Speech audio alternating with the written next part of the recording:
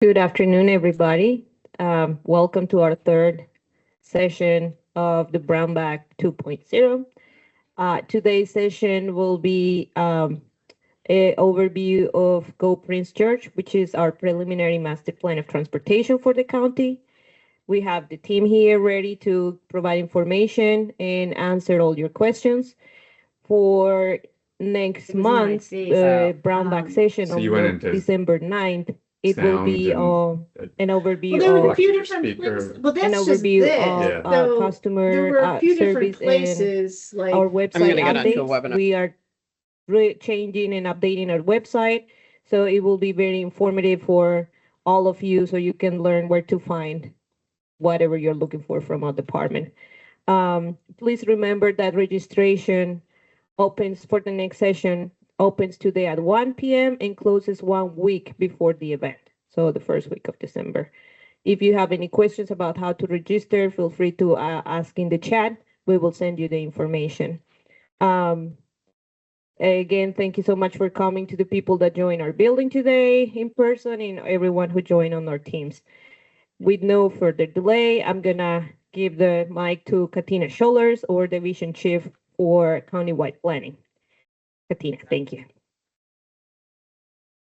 Oh, yes, sorry, I forgot to mention that this session today is eligible for CM credit, one CM credit for the AICP members.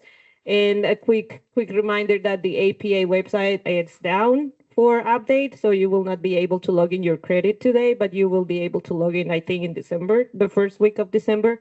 So just write it down. We will put the number in the chat as well. Thank you, Katina. The mic is yours.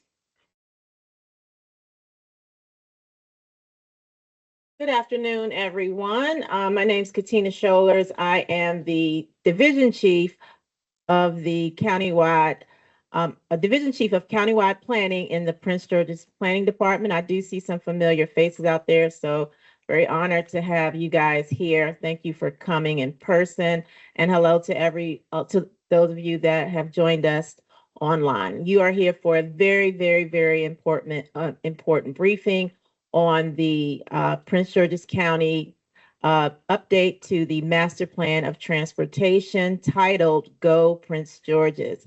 And so with me today, I'd like to introduce our project facilitator, Crystal Hancock,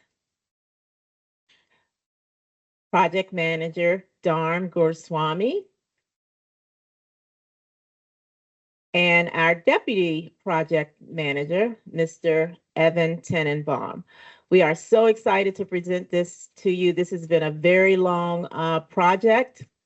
It's going to require input from everyone who travels in Prince George's County, whether you're doing it for personal, for business, recreation. This is a very important document. It is going to set the basis or the tone of how we visualize mobility in the county in the future. So with that, I will introduce both Dharm and Evan, and they will go over the document, and there will be time for questions and anything else discussion you'd like to discuss.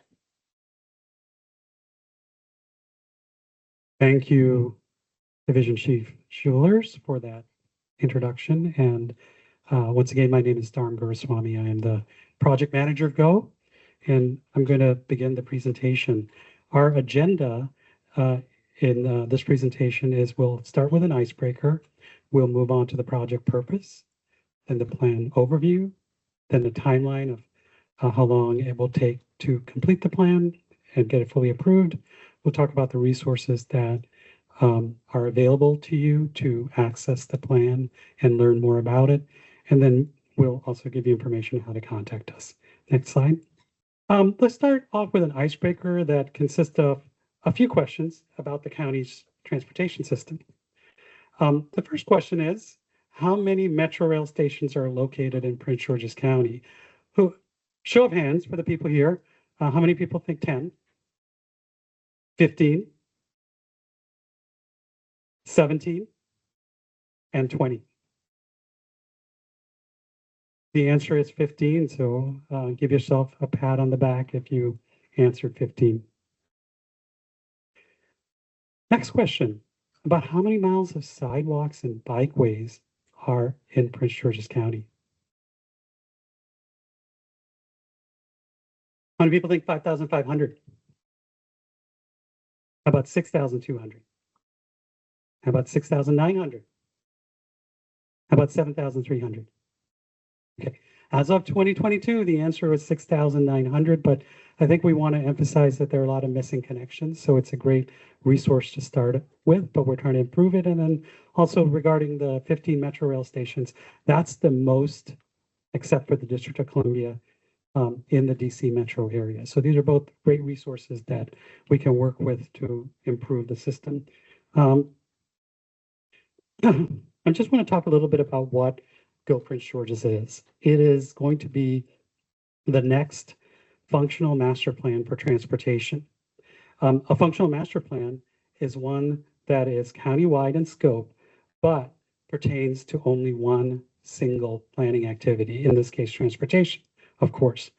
This preliminary plan focuses on multimodal transportation within the county and provides a roadmap for street classifications, transportation investments, and enhancements to the mobility network. This plan, when adopted, will replace our current master plan for transportation, which was adopted back in 2009. All right, we have another trivia question. How many master plans, sector plans, and transit district improvement plans have been adopted since the last master plan of transportation? Show of hands if you think it's 17. How about 23? How about 21? How about 14? Well, the correct answer is 21. So give yourself a pat on the back if you answered correctly. Go Prince George's, there are 21 master plans that cover up to 78% of the county's area that have been passed since the last functional master plan of transportation was approved. That leaves another 22%, the area in brown. But those areas, as you can see, some of them are closer in, so it's more of the population. This plan also includes transportation recommendations from parallel sector plans updates that are underway right now. That includes West Hyattsville, the Central Avenue Blue and Silver Line, and Port Towns. The plan also updates policies with guidance from other comprehensive guiding documents from the county, all of which are available for viewing on the department's website. Okay, I'm not going to talk to all of these, but you can see them. I just want to highlight that there have been a lot of changes that have happened since the last master plan of transportation was passed or approved in 2009. This includes about 100,000 population growth, passage of a new zoning ordinance in 2022, as well as the county's adoption of a complete and green streets policy in 2012. A new master plan of transportation, that's GO, hopes to incorporate the new growth in the county and align it with our many plans and ordinances that have passed since the last plan was approved. Okay, this is just a summary of some of the initial engagements that we made. We hosted 3 public virtual countywide meetings in 2021 and 2022 with over 40 events and meetings with communities, stakeholders, and agency partners in the preceding 4 years. I want to turn your attention to the Venn diagram. And what that makes clear is that the plan is a combination of not just the expert analysis from planners, but also community input.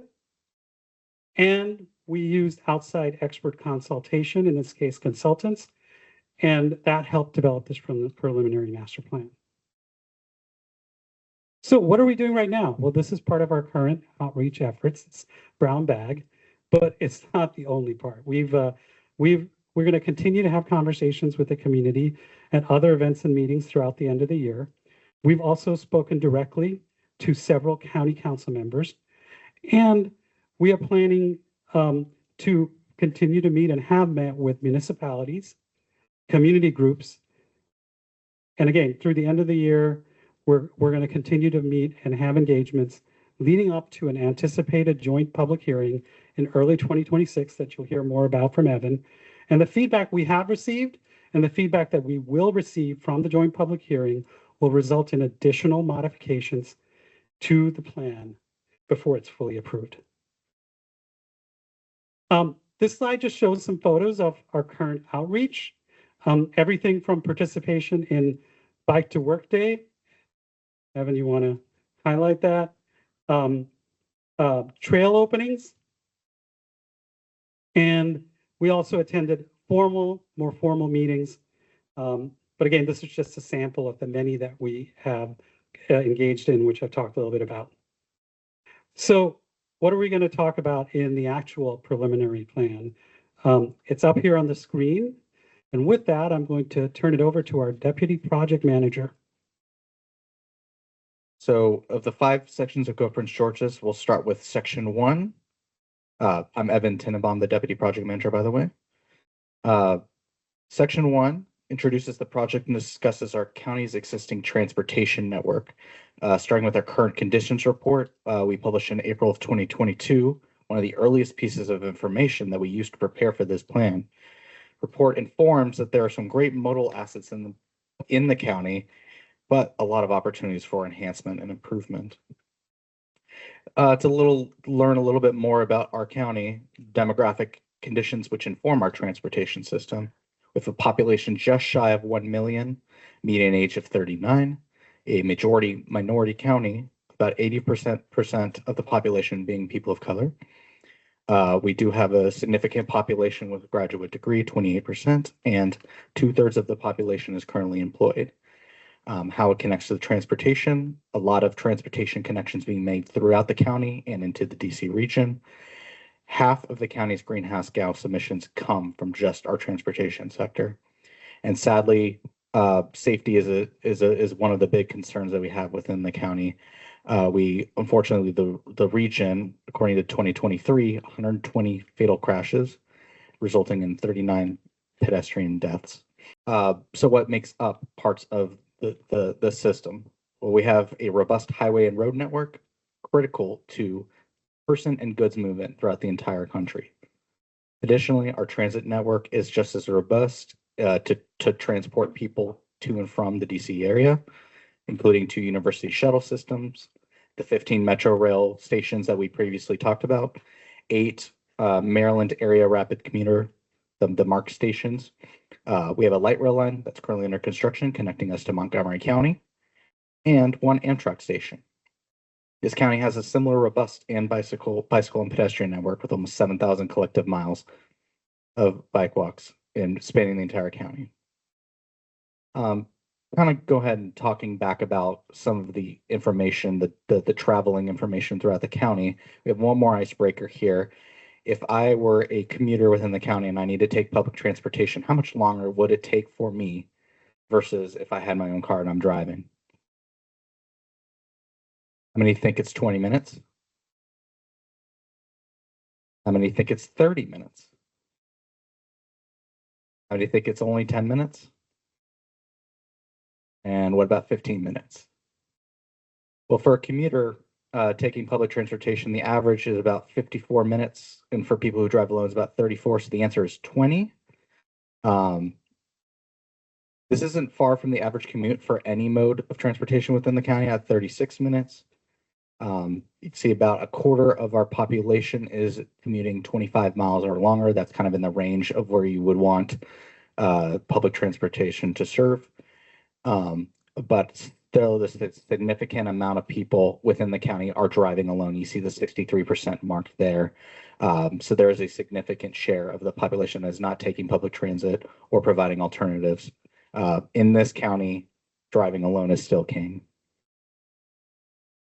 And again, talking about some of our bicycle and pedestrian assets, we have an emerging developments and bicycle trails and shared use paths within our bountiful parks within the county.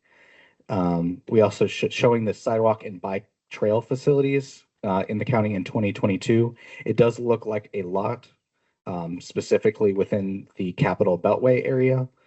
Despite the density of these yellow and orange sidewalks in the map,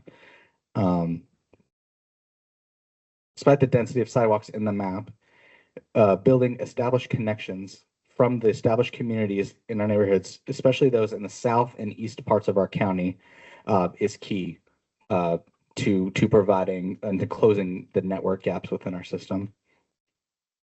In this, you can see more photos that really emphasize where pedestrian facilities are lacking. You can see roads with narrow sidewalks, missing sidewalks, and even no sidewalks. In addition, often long gaps between crosswalks, increasing the risk of crashes for vulnerable users who may have minimal locations where they can cross the street. Also, our county isn't susceptible to, or is susceptible like other counties, to traffic and congestion. So if it's inconvenient to walk and cross roads, if it's inconvenient to bike because they're missing gaps, if it's inconvenient to take transit because it takes a long time, and it's inconvenient to drive because of congestion, what can we do? Well, that's what we try to answer here in Go Prince George's with an everlasting vision, striving to connect Prince Georgians to an integrated, safe, sustainable transportation network that provides access to diverse communities, jobs, goods and services, and places of interest. We emphasize several different values when talking about the priorities in Go Prince George's, including prioritizing people, creating great places, equity, and emphasizing that Prince Georgians come first. The policies and strategies that are going to be discussed in section 2 each have overarching themes of safety, equity, innovation, collaboration, resilience and sustainability, and community of choice in different levels. And we take several different priorities to ensure that we're growing and traveling sustainability, and then we're empowering people through the connections and the recommendations that we are making. To talk about section 2, I will turn it back over to Darm. Thank you, Evan. Moving into section 2, this is where you will find all of our recommended policies and strategies. Why are these important? Well, the policies and strategies have the ability to shape our local regulations and practices to help implement the facility recommendations in the plan. These photos show some examples of our highways throughout the county. The county is diverse, as you probably know, and it ranges from rural areas with rural roads to highways serving suburban retail, to residential roads in established neighborhoods, as well as arterial roads in our denser commercial areas. I think you have examples of all of these on the slide. But the plan focuses more on the reassessment of the road network and infrastructure improvements, ensuring a balance between retrofitting roads for multimodal improvements and ensuring appropriate level of service. What does that mean? Well, the desire is to help improve the performance through management strategies to keep commuter traffic on highways and major roads. That helps prevent encroachment into our residential neighborhoods. But at the same time, we're also focusing on retrofitting roadways to be consistent with Maryland's complete green streets and the county's urban street design standards, and enhancing the multimodal neighborhood experience. Okay, the desire to improve performance, additionally providing guidance for complete sidewalks and other pedestrian paths encourages Prince Georgians to travel more frequently and easily to their desired destinations without using a car. This slide shows examples of some existing pedestrian and sidewalk infrastructure within the county impacted by the strategies in GO. Starting from the upper left, you see a crossing which meets the Americans with Disabilities Act guidelines with separate ramps to each crossing instead of a shared ramp. The middle top photo shows a crosswalk delineated with different surfaces and a pedestrian refuge in the middle. You also see the example of a wide pedestrian path connecting to other forms of transportation, in this case, Metro Rail. While the bottom right photo shows a crosswalk, I'm sorry, the bottom center shows a crosswalk. And the goal is to have crosswalks at all legs of an intersection instead of just some as exists now. Next slide, please. Designing the pedestrian network for direct routes, constructing complete streets, and ensuring no gaps, safe crossing of roads to provide more opportunities for people to cross, and enhanced collaboration with our partner agencies for data analysis, as well as conducting speed and safety studies, and supportive programs like the Prince George's County Public Schools Safe Routes to Schools are included as potential strategies in Go Prince George's. The plan encourages continued and enhanced collaboration with partner agencies to help identify high injury and high risk network through a Vision Zero lens. That's so we can take a more proactive approach to pedestrian design for safety rather than the reactive approach that has traditionally been done. Regarding transit, the goal of Go Prince George's is to support enhancement of transit to and from the existing system and supporting other services to enhance 15-minute cities. What do we mean by that? That's where almost everything can be done within a reasonable walking distance from a transit stop or station. Here, you can see some examples of the excellent transit resources in the county. Starting with, at the top, a transit-oriented development. This is at the Morgan Boulevard Station. And an intermodal bus connections from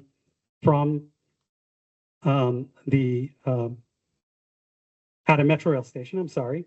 And finally, you can see that there is a bridge over the Purple Line, which is under construction and will provide 11 stations when it opens soon. There are a lot of improvements, though, that need to be made. Transit a focal point for livability, placemaking, and sustainability. And some of the policies and strategies we have in Go include improving mobility, equity, and placemaking at transit stops and stations to create a sense of place and safe gathering spaces. Additionally, the local and regional bus networks, which move most of our transit riders today across the county, need to be improved, and they need to better connect to metro stations and into neighboring jurisdictions. We also need to improve the frequency of service, add stop amenities, the safety of passengers getting to and from stops, and the general experience of our existing bus services are important focuses of the plan, as is advancing the bus fleet with electric vehicles, expanding the footprint of the transit network, and retrofitting our roads for express, rapid, and other high-capacity transit services. With the release of the Department of Public Works and Transportation Transit Vision Plan, we're working to incorporate those items as appropriate in addition. The bicycle network, as Evan mentioned earlier, is important for ensuring safety and cohesiveness for travel between our established neighborhoods and the county's bicycle and trail network for commuting, exercise, and general recreation. On this slide, you can see some good examples of our bicycle infrastructure, which will become more plentiful and better connected under the policies and strategies in Go. You can see examples of both protected and unprotected on-street bicycle lanes, and both off-street and along-street shared use paths along highways and roadways. Also, we have a photo of an unused rail line, which may be a future off-street trail or a shared, a natural surface trail. Collaboration will continue between our agencies to improve bicycle infrastructure at multiple levels of government and multiple levels of needed infrastructure, as we described in our bikeway network hierarchy, which Evan will go over in a little bit. Go Prince George's includes the development of a countywide bicycle and shared use network. redesigning the road network to accommodate for bicycle infrastructure, and capitalization of available off-road rights-of-way. To create greenways, shared use paths, and natural trails to support of new infrastructure. Sometimes there's that first and last mile missing that's needed for a user to get to their ultimate destination. Micromobility can help as a viable mode for users to conduct short trips. These include shared bikes, scooters, skateboards, mopeds, or anything else human or electrically powered. Similar to micromobility, transportation network companies, or TNCs, like Uber and Lyft, also fill a similar gap for those shorter trips. And they allow someone the alternative to driving to and from their destination or origin. Go Prince George's strives to provide more opportunities for both micromobility and TNCs as part of overall transportation demand management. Policies include expansion of existing services, including capital bike share, collaboration with providers to establish speed thresholds, and optimizing regulations. Other recommendations include coordinating ride share and alternative modes at general mobility hubs located at areas of interest throughout the county, and transit stations to optimize the seamless transition between modes. Thank you, Evan.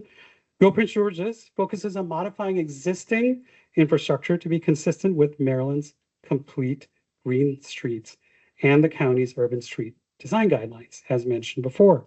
On this slide, you can see various examples of complete street elements in the county, including landscaping, area information, street trees, and separation of modes, as well as on-street parking management and placemaking. Our policies and strategies aim to increase the number of both complete and green streets within the county. To differentiate, complete streets are road design that can help provide multimodal transportation strategies in context-sensitive areas, ensuring safe streets for all. Whereas green streets focus on enhancing streetscape elements, such as lighting, street trees, managing parking, and ensuring Americans with Disabilities Act compliance. Similarly, green streets focus on supporting the implementation of bioretention strategies, stormwater management, green infrastructure solutions that support livable streets, and they can assist in climate change resilience and mitigation. Okay. There are also several other modes that are covered. I'm not going to cover them all, but they include air mobility, water mobility, sustainability, emissions reduction, and special roadways, as well as smart infrastructure. In the interest of time, we're going to ask that you go to our website, which Evan will go over shortly. And with that, I'm going to turn it over to him to complete the presentation. Thank you. So section 2 talks about all different types of modes in a very broad manner. Section 3 tries to apply those recommendations towards specific segments within the road and bicycle network. The assessment and reclassification of our road network can help identify specific improvements needed in CIP, which is Capital Improvement Plan projects, either done by our state highway administration, our county's public works and transportation,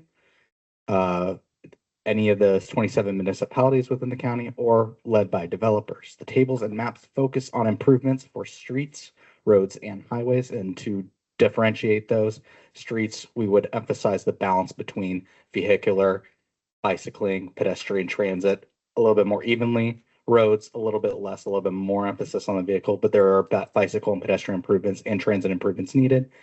And highways, which would be mostly vehicular, and any bicycle or pedestrian improvements would be on adjacent paths. So we're doing that by refining our classification system and incorporating urban street design standards and recommendations made by the previous 21 master sector plans. So anything that could have been emphasized in those plans is further emphasized and formalized in this plan. As an example, Lotsford Road, kind of near where we are right now, is part of the downtown Largo Metro Regional Transit District area. If we anticipate expected development in this area, we need to retrofit the road to be more amenable to the type of development that will be here. Currently, it's a wide arterial with lots of lanes, not a lot of landscaping, indifferent lighting, some sidewalks, some bicycle capabilities, but in a more formalized way through redevelopment, we can have more balanced approach towards all different types of modes, including wider sidewalks, separation of bicycle facilities, street lighting, landscape medians, things that are more amenable to potential development in this area. Similarly, another example, Cherrywood Lane near the Greenbelt Metro Regional Transit District. This one has two different types of recommendations. One, more of a mixed use, similar to the Lotsford Road near the Beltway Plaza at the south end. And then transitioning to more of a closer neighborhood connector where there's anticipated less traffic closer to the Franklin Park neighborhood and the Greenbelt Metro connections. There are some recommendations for complete streets in areas we don't have any current regional transit districts according to the Plan 2035. Here is one location on Livingston Road in South County near Fort Washington, where there's currently a missing curb in sections, narrow sidewalks, undergo concurrent with development of the Henson Creek Village and potential enhanced transit. It can become a mixed-use boulevard with protected bicycle lanes, a median with street trees, and other complete street elements with potential development. And there are some roads not necessarily recommended for a complete street retrofit, but could use infrastructure improvements to enhance bicycle and pedestrian. For instance, Maryland 704, also known as Martin Luther King Jr. Highway in Landover, connects traffic or carries traffic between the Beltway and DC.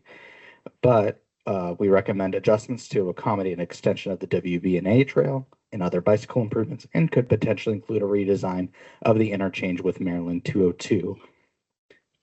Also, we look in other parts of the county where there isn't anticipated a lot of growth. Maryland 381 east of Brandywine is an example.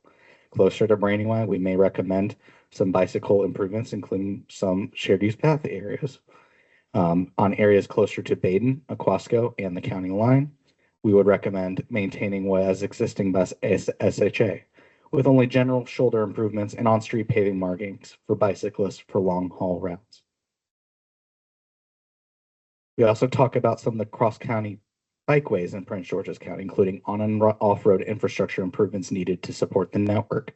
The highlighted example here is the Central Avenue Connector Trail, being designed by our Parks and Recreation team. This is a shared use path adjacent to Central Avenue for most of its length and acts as a west to east spine for bicycling in central Prince George's County. The cross section is only general, representative of what a shared use path next to a roadway could be like within the county. We would want the standards to be prescribed by our Parks and Rec department. We plan on collaboration with DPR and our other partner agencies that would to build these bicycle connections either on or off road. Section 4 discusses how the county, municipalities, transportation partners, and other stakeholders can implement these items. It recommends work programs for implementation, tracking progress by performance measures, lists additional indicators, and other tools for enhancing efficiency of our system. As part of this process, it also guides parallel efforts to produce public facilities reports and an update of our transportation review guidelines. We'll kind of see it in action here. We use the existing transportation review guidelines in the planning department to review proposals and subdivision requests. We last revised this document in 2022 due to the new zoning ordinance, and we will revise again after Go Prince George's is adopted. But some of the things that we ask for when we have developments come in, including traffic volumes, trip generation, and distribution potential, combined, we use that in notice to provide any different types of mitigation that's needed for these developments, including any modifications of lane geometry and potential signal warrant analysis through collaboration with some of our partner agencies, DPWT, and our permitting inspections and enforcement department as well. Combine all of these recommendations with those prescribed by Go Prince George's, we will come up with a general ultimate design that we want some of our developers and our operating agencies to ultimately achieve for our roadways.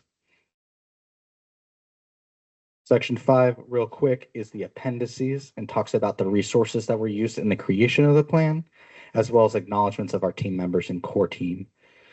This team used many different transportation and mobility plans throughout the country as inspiration for Go Prince George's. We looked at LA, we looked at Miami, we looked at Charlotte, many of these different transportation and mobility plans throughout the country. We also looked at best practices from nationwide resources like NACDO and the American for Vision Zero, and ensured our internal resources like our zoning and subdivision ordinance are aligning with these recommendations. Those are the 5 sections. We're going to move into the timeline. After our drafts in November and our permission to print in January, we released our preliminary plan, Go Prince George's, this booklet right here, in February. We continued with our another round of engagement to inform people about the plan, starting with our open house in March, and we've been out and about with the community, talking to our county council, talking to several different municipalities, and talking to several different events and discussion of Go Prince George's. The next major step will be a joint public hearing in early 2026. This will be the opportunity for public testimony, which are official comments on the record, allows us to analyze that testimony and recommend adjustments and revisions to the plan.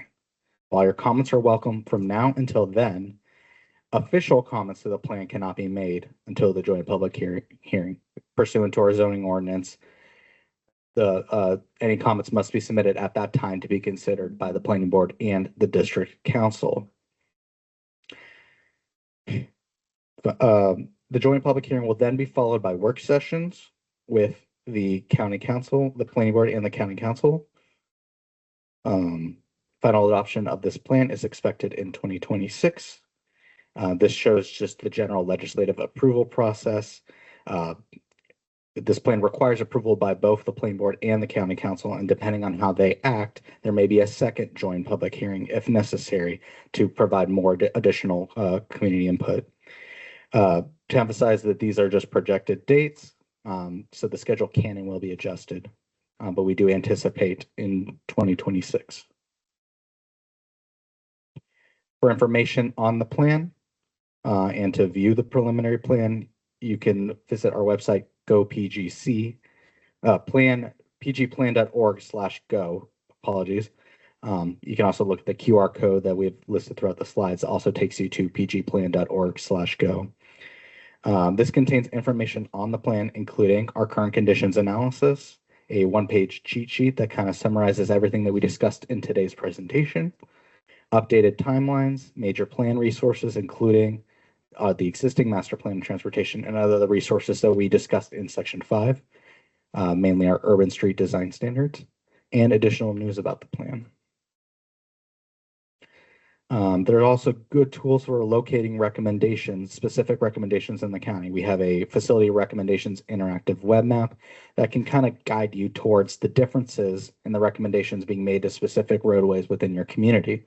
So you'll see on the left-hand side of the little web map there were the previous recommendations and classifications for a specific location. And then the right-hand side is what we are recommending in Go Prince George's. And there's a little scroll bar in the middle, and you can kind of play around with it and see back and forth what the recommendation, if any, are changing.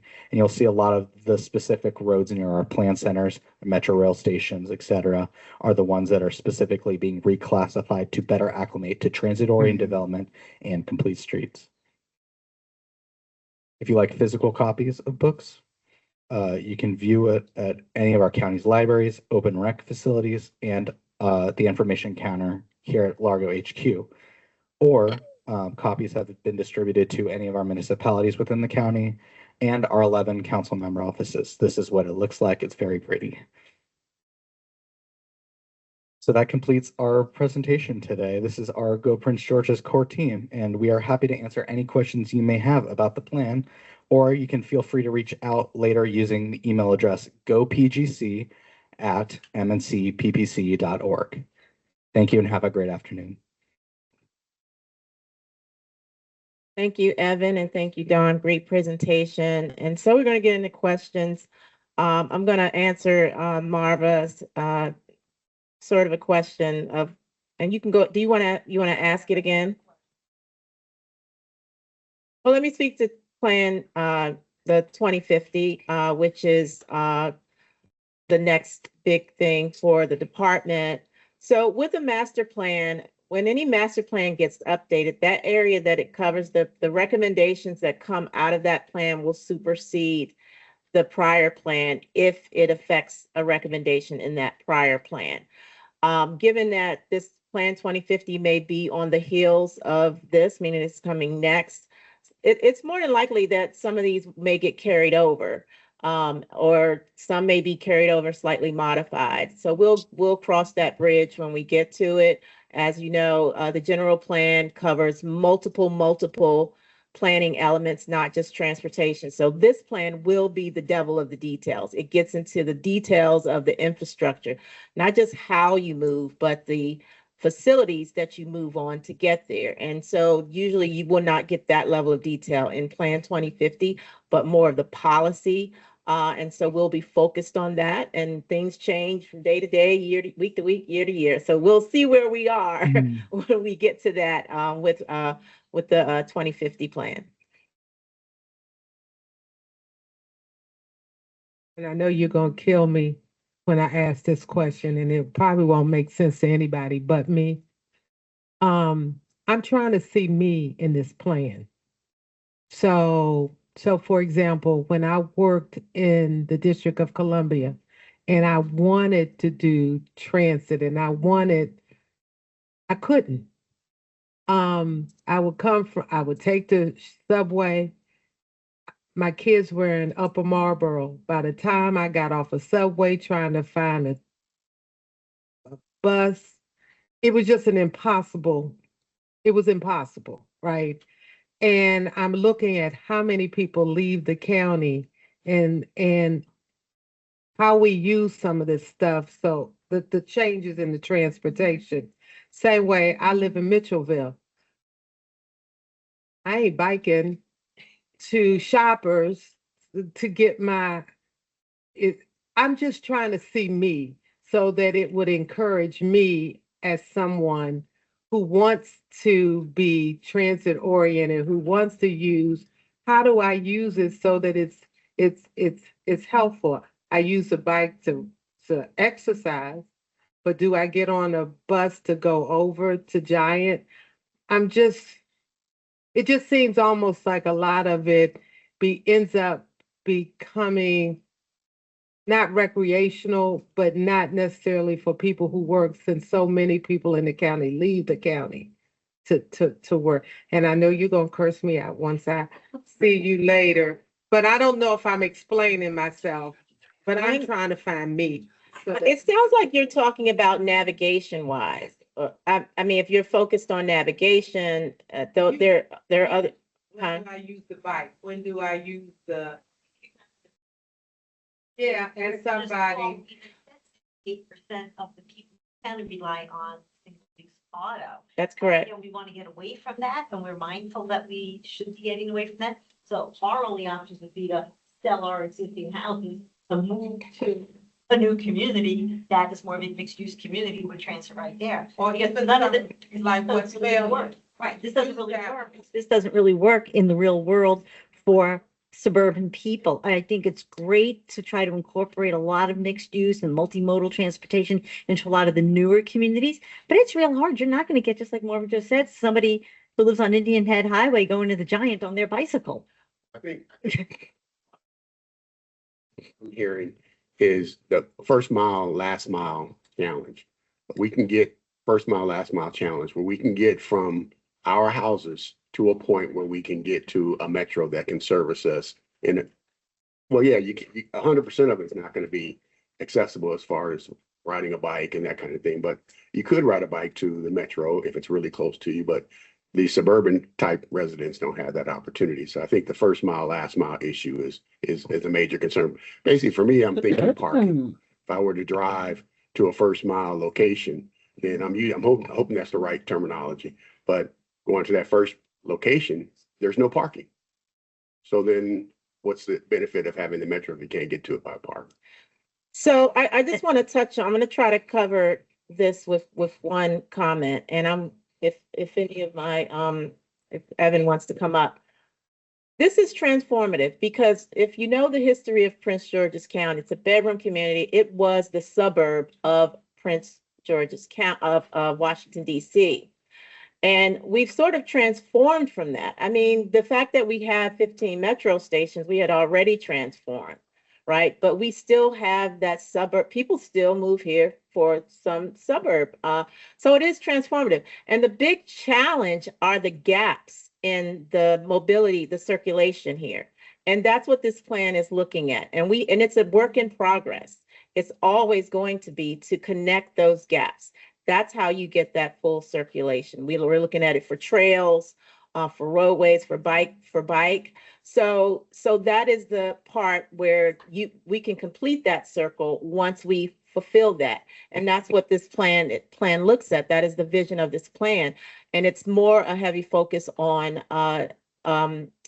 bikes and pedestrian, because we do want to find ways to get people out of car. One of the things Darn mentioned is about placemaking at the metro stops to bring the communities so that they don't have to go anywhere, to bring in more infrastructure and economic development to reduce that. And so you might wake up one day and say, oh, I want to go here, and it's at the metro station.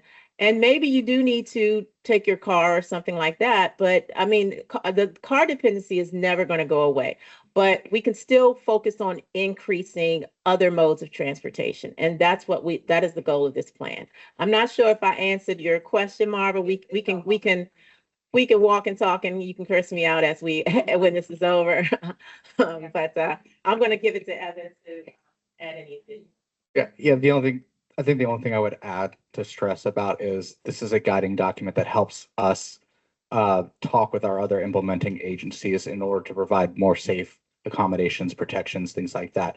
So if we're looking at trying to connect our established communities to our areas of interest within the county, but people don't want to bike or walk because it doesn't feel safe to them, well, there are opportunities for us to make enhancements to our existing roadways so that people are going to be more likely to make the specific transportation choice. If it is a mile to the specific location I wanted to go to, but it's not safe, I'm still going to drive.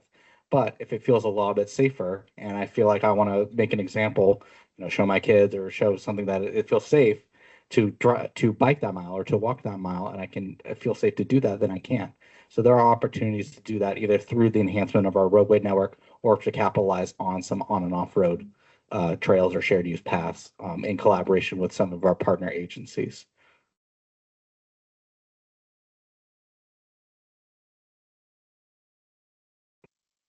So in reference to the other question, I think part of the thing is that you mentioned, I think you called them mobility hubs. I don't know if that is, bus transit or metro or whatever, but if you had a way to bike there, safely store your bike while you then commuted to work and then could come back, if there were shopping at that location, then potentially you could do your shopping and then bike home. But a lot of people don't have cargo bikes, so there's other issues that would come up with all that.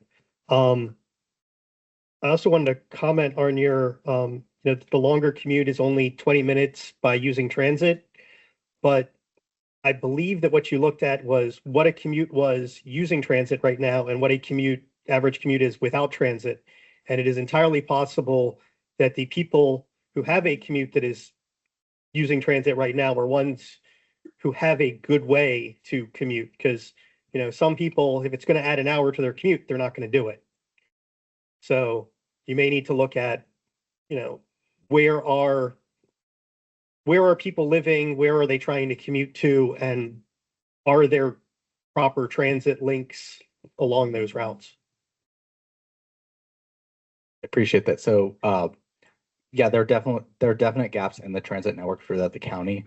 There are several. We have Washington Metro Area Transit Authority. We have Maryland Transit Administration. We have these other transit operating agencies that are working to improve their frequency of service, the quality of their buses. maybe expanding the network. Obviously, there's large capital investments needed for some of that stuff. And so our goals is to enhance that through some of the small, easy, low-hanging fruit that we can pick to enhance the efficiency of the people currently taking buses. So if it's talking about like changing a specific route's frequency from 15 minutes to 10 minutes, therefore there's more buses being circulated throughout a specific route. That means more people are going to be potentially making the decision to take transit to go to the place they go. If we're utilizing mobility hubs at transit stops, so that people are more likely to go to the transit stop and then use an alternative mode of transportation if it's easy and seamless and practical and cheap, rather than, oh, I'm just going to need to figure out how I'm going to be able to use a car and find the parking in the place I need to go, especially if you're going to DC. It's really tough to find parking there. So we're trying to do the things that we want to emphasize and facilitate the use of public transportation. People who need to use public transportation are going to continue to take public transportation as long as it's still available. But if you make the small enhancements and improvements, you could also entice other people to make the decision to also use public transportation as well. First, I want to say thanks to Darm and Evan for the presentation this afternoon. So I have two questions, if I may, more macro questions. So question one is, if this plan is implemented as is, I'm curious as to how much this plan will support the county's net zero by 2050 goals. If anyone could sort of address that question. And then question two, would love to hear more, and this may require a separate conversation, more specific tangible steps and plans around advanced air mobility and how that may look in 2035 and then looking at 2050 as well. So thank you. So on your question about net zero, we would have to get back to you on that, okay? The second question, you said, I'm sorry, you mentioned 2035. Can you ask that again? Sorry. So asking for sort of tangible, specific steps that folks can expect to see as a result of this plan. Oh, okay. To encourage. Well, there are a number of them, and I want to speak to some earlier comments that were made. The plan sets the tone of the core of what should happen in the future with regard to discussions, with coordination, with partnerships to happen. It's not just recommendations for the planning department. These are recommendations for all of the county agencies, for the county council, because they make decisions on certain things that they could look at. And so for the county executive, when they're looking at capital improvement projects and stuff like that, it speaks to state agencies too. So it doesn't just focus on, but I will say a majority of implementation for the infrastructure happens through the development review process. That's very important. Marva, you know that. That's how it affects you too. And so it does, that's part, and that's where we come in. Okay. The others, we may get solicited for comments on projects that the state's doing. And we use this plan to say, hey, this is what the county envisions for this, because it has been adopted by our county leaders, and we go to that. So that's how it gets implemented. Okay. Others, it encourages conversation, exploration, analysis. So some of the stuff you spoke to, and these are two big asks of you guys listening online and here. Go look at those recommendations, because you're asking questions about things that we recommend in this plan. And if that recommendation isn't in there, my second ask is that bring it to the public testimony, because that is why we need public involvement. We need the public's voices heard, because if we missed anything, and I don't think we did, but who knows, that's where you bring it. And we will analyze it. We will say, hey, that person is we totally agree. Let's make a recommendation to put that in there. So, and there are a lot of recommendations. Don and Evan, they went over 5 sections. That's section 2. A bunch of recommendations. It's not just on facilities. It's on safety. It's on Vision Zero. It touches on a lot. It mentions it. We mentioned the Southern Map Maryland Rapid Transit, which is the one that's being studied. I'm going to have to wrap up soon. But those are my two big asks, and come to the public hearing or submit written testimony. Before we wrap up, we're gonna quickly answer 3 questions from the chat. Okay. They're very easy, quick to answer, I hope. First of all, is the libraries that offer physical copies, do I have to keep the copy at the library or I can take it with me? And does this plan include information or coordination about the potential MDOT funded Southern Maryland Rapid Transit Project? Good question. So the first question is that the documents that are at the library have to stay at the library. So if you go ahead and take a look at it, the physical copies that are at the libraries are there for everyone to review. You want to download it, there are options on sections that can be done from our website, which I understand. So what was your second question? If the plan includes information or coordination about potential funded Southern Maryland Rapid Transit Project. So Southern Maryland Rapid Transit it mentions it. I don't know that it mentions it, right? I don't know that it mentions it by name, but Southern Maryland Rapid Transit also has a website, and we are working closely with that team. So, so for example, some of the comments that we heard today, or what we know from the document since we've been working on it, we do know that there are things that we as staff need to include. So it could include a section that talks about Southern Maryland Rapid Transit. It could include information about 2050 if we know anything about 2050. It could include, Vision Zero. So it could be different sections that staff could include based on the comments that we're hearing from everyone. Thank you. And where is the train track that was mentioned that could be turned into a trail? The rail trail. That particular picture was taken in south part of the county. There's a yes, that so that could be a potential. Can you repeat? The Chesapeake Rail Trail. Sorry.